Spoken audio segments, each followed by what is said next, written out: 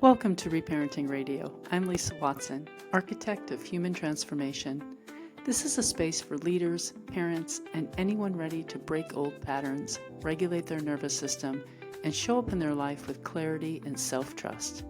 If you're ready to change the way you lead, love, and live, you're in the right place. Let's begin. Hey friends, welcome back to Reparenting Radio. Today, I want to talk about something that I believe is becoming increasingly more and more important, and that is this feeling that people are having of apathy, disconnection, and just not feeling like their usual selves. Clients tell me often, I don't know what's happening to me. My old life doesn't fit anymore, or I feel like I've just changed and I'm questioning everything. I don't seem to care about the things that I used to care about anymore. I don't want to keep chasing money. I don't want to continue with this hustle culture. I don't want to stay busy just to stay busy anymore. I'm looking for something more meaningful. I'm looking for something simpler. And nowadays, all I want is peace.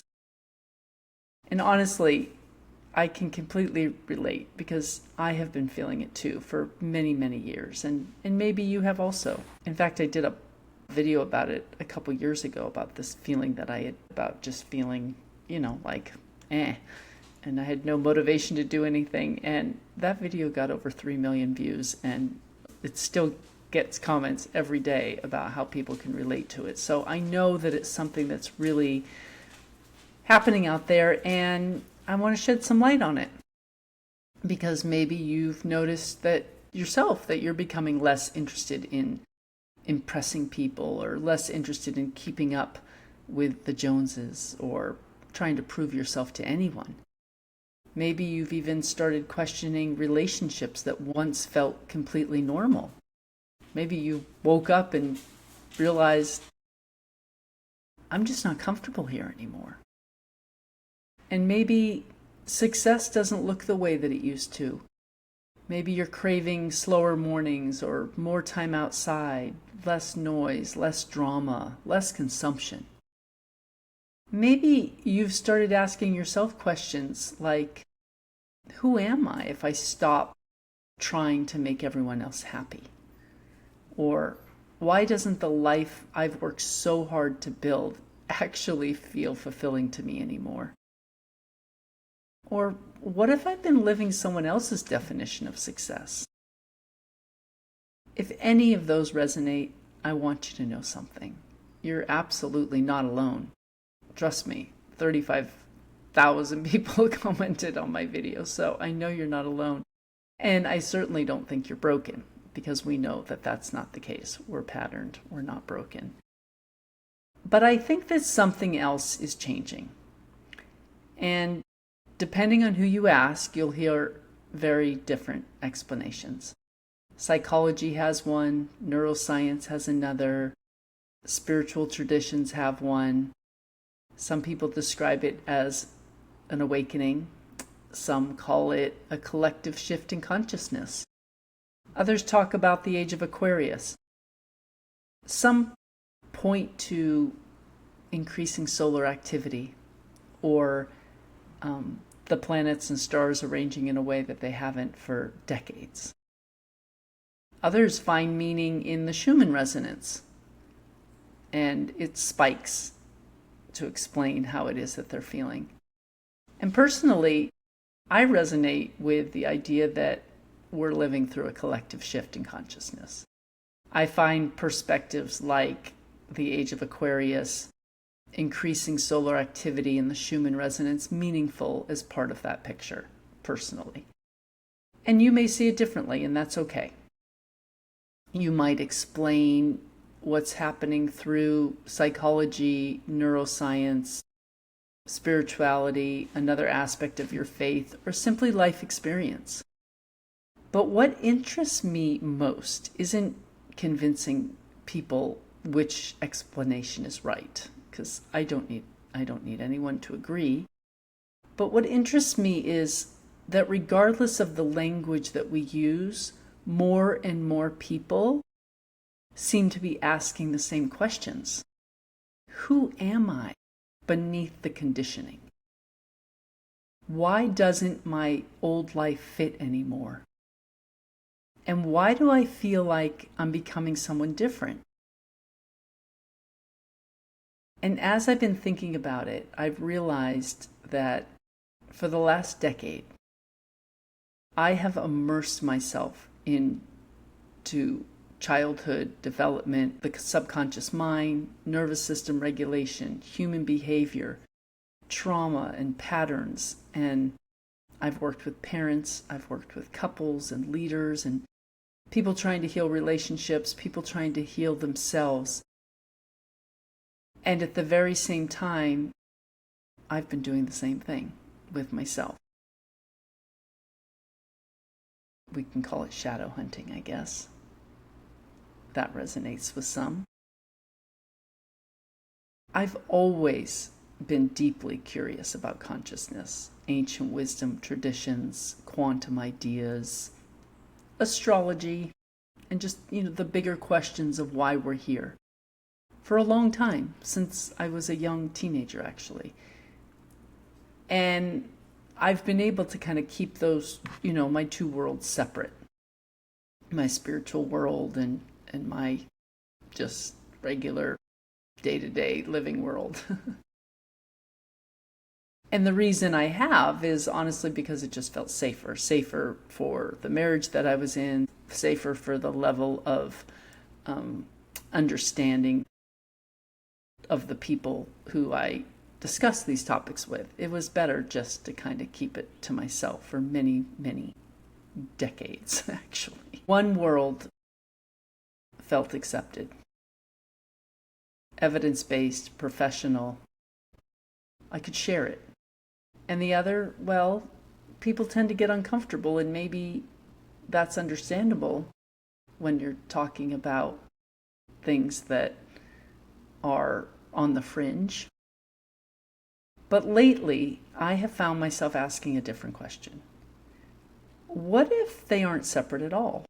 What if they're simply different languages, describing different aspects of the same transformation? Because whether we're talking about neuroscience or awakening, the invitation feels remarkably similar. Become curious. Notice the unconscious programs you've been living from. Notice the stories you've inherited. Return to who you were before fear convinced you that you had to become someone else. That's the work that I've dedicated my life to. Not because I want everyone to believe what I believe, but because I've watched hundreds of people transform when they become aware of the subconscious patterns shaping their lives. Every single day over the past several weeks, I've been posting something I call 1 minute of awareness. And every day it's a different pattern. People pleasing, over-explaining, conflict avoidance, reassurance seeking, fear of rejection, the need to control outcomes. And every single day, people leave comments saying, "Oh, I thought that was just my personality," or "Wow, that fascinates me," or "Thank you so much for these videos. This really helps." Because what we often believe is our personality is actually a pattern, a brilliant adaptation our nervous system learned to help us survive a particular emotional environment. And if it was learned, it can be unlearned. And that's incredibly hopeful, because it means we're not trapped, we're not fixed, we're not destined to repeat the same emotional loops forever. We simply become aware, and awareness creates choice. Maybe that's what awakening really is. Awakening isn't becoming more spiritual, it's just becoming more conscious. It's finally seeing the subconscious patterns that have quietly been running your life. It's waking up to the realization that you're a programmable being and you've been programmed in ways that are disempowering you. It's recognizing that your voice in your head isn't always the truth, and realizing that you've spent years living in survival mode, when you're finally ready to live from authenticity. And maybe that's why so many people feel different right now. Not because they're falling apart, but because they're beginning to see the identities that they've been carrying. And once you see them, it's very difficult to keep pretending they are who you are. One of the biggest things I've learned through working with people is that the nervous system doesn't necessarily prefer what's healthy. It prefers what's familiar. Think about that. Healthy and familiar are not the same thing. If criticism was familiar, love can actually feel uncomfortable. If chaos was familiar, peace can feel boring. If unpredictability was normal, consistency can feel suspicious. If your worth depended on achievement, rest can feel unsafe. If your identity became the responsible one, the strong one, the caretaker, the overachiever, the peacekeeper, then who are you when you stop playing those roles? That's what we're going to talk about. Because I think understanding why change feels so uncomfortable is one of the most important parts of this entire conversation. So why does change feel so uncomfortable? Because we're not simply changing behaviors, we're changing identities. And that's a very different thing. Think about it.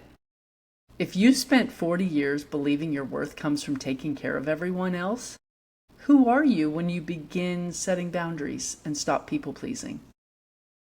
If you've always been the responsible one, who are you when you finally ask for help? If you've built your identity around being productive, who are you when you choose rest? If you've spent your whole life trying to earn approval, who are you when someone disapproves of you? And you no longer chase after them trying to explain yourself. Those aren't just behavior changes. Those are identity shifts. And identity shifts can feel incredibly uncomfortable because our nervous systems often interpret unfamiliarity as danger. Not because it is dangerous, but because it's unfamiliar. Your nervous system isn't trying to keep you happy. It's trying to keep you in the familiar. And that one realization can really change your perspective on things, because suddenly, instead of asking, what's wrong with me, you're asking, what have I practiced for so long that it now just feels like me? It's just who I am.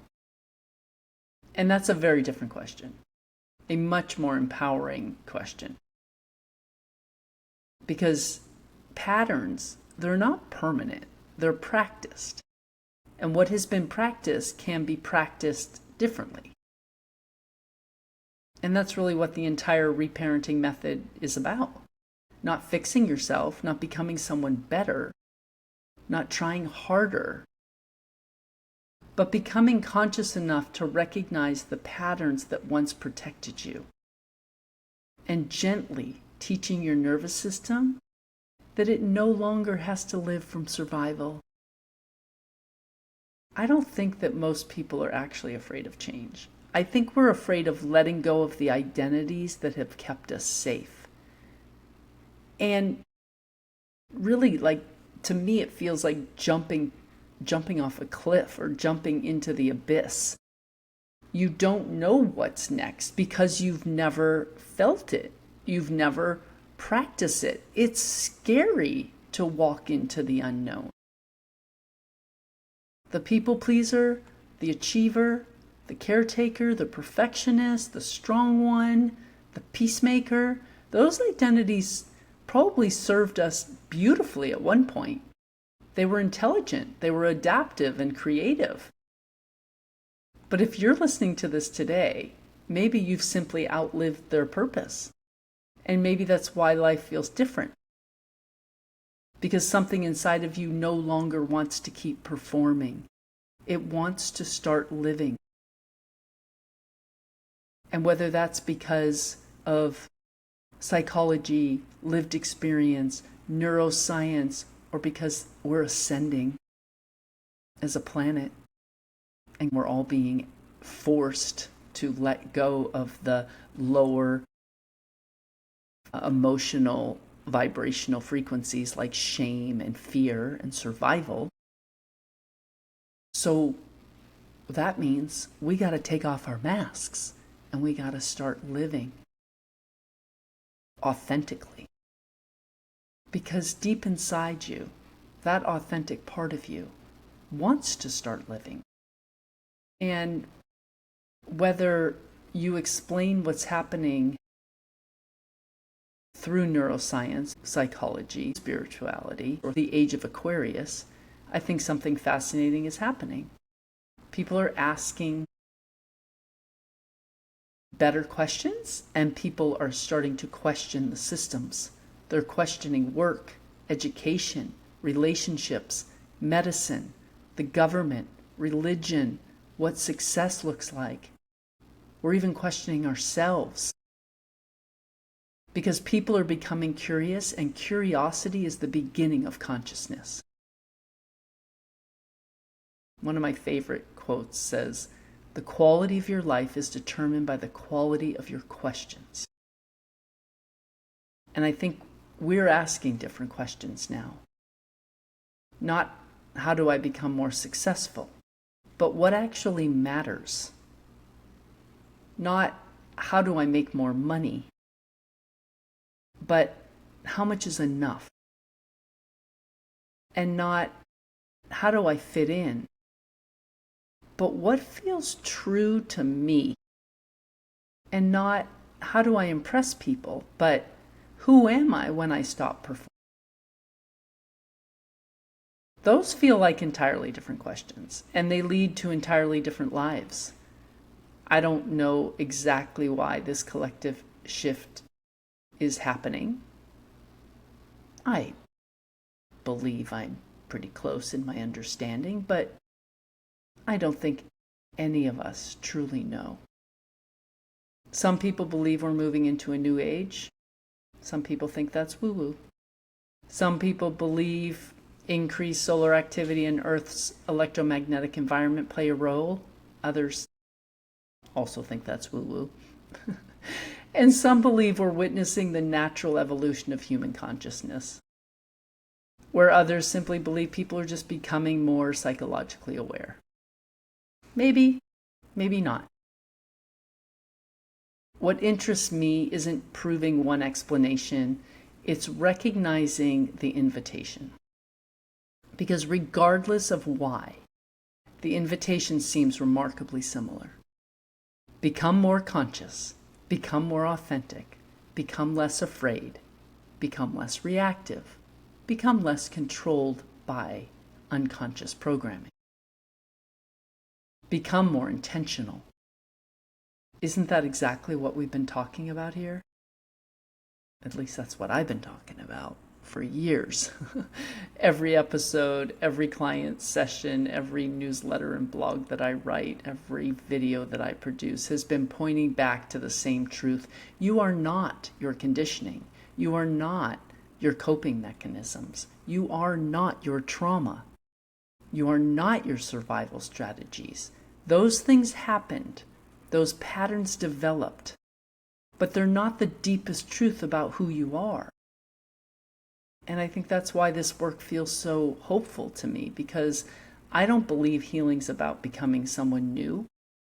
I believe it's about remembering who you were before you believed you had to earn love, before you believed your worth depended on achievement, before you believed you had to make everyone happy, before you believed conflict meant you weren't safe, before you believed your voice didn't matter. That's why I call it reparenting. Not because we're blaming our parents, not because we're trying to rewrite the past, but because we now have the opportunity to consciously offer ourselves what we may not have consistently received during the years our subconscious mind was developing. Awareness, safety, compassion, permission, choice. And maybe that's what people are really longing for right now. Not more information, not another productivity hack, not another achievement, but permission. Permission to slow down, permission to question, to rest, to disappoint people, to stop pretending, to become more authentic. Maybe the exhaustion so many people are feeling and the disconnection and the apathy isn't because life has become heavier. Maybe it's because the identities we've been carrying have become too heavy to keep carrying. Think about it. If you've spent decades trying to prove your worth, that's exhausting. Been there, done that. If you've spent decades pretending you're okay, that's also exhausting. And if you've spent decades suppressing your emotions, yeah, been there too. That's exhausting to the core. If you've spent decades living someone else's definition of success or a life, that's exhausting. Your soul, your nervous system, your consciousness, whatever language feels right to you, it's simply saying, I'm ready for something different. I'm ready to drop back into my authentic self. And if that's true, don't panic. Get curious. Because I don't think you're falling apart. You're just letting go. Maybe you're remembering. Maybe you're becoming. Maybe you're finally returning to the person you've always been beneath the conditioning.